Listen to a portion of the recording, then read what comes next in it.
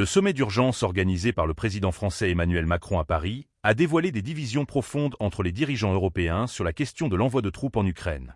Au cœur de cette tension, l'incertitude grandissante face à la diplomatie américaine menée par Donald Trump et les effets collatéraux de ses récentes discussions avec Vladimir Poutine.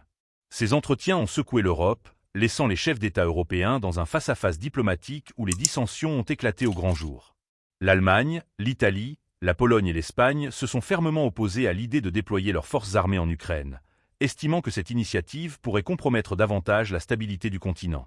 Pourtant, dans une approche contrastée, le Royaume-Uni, par la voix de son Premier ministre Keir Starmer, a laissé entendre qu'il n'hésiterait pas à envoyer des troupes si la situation l'exigeait, affirmant ainsi son engagement à garantir la sécurité de l'Ukraine.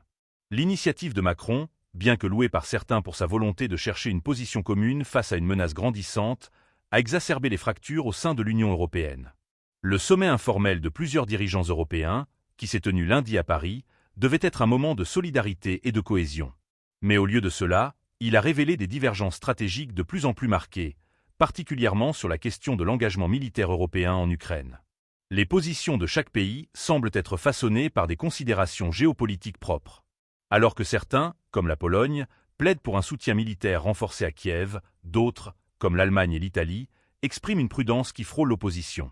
Les craintes d'un conflit prolongé et d'un possible embrasement sur le sol européen pèsent lourdement sur les décisions. L'approche de Macron, quant à elle, semble chercher un compromis fragile entre ces positions opposées, en soulignant l'importance d'une réponse unifiée de l'Europe face à l'influence croissante de la Russie.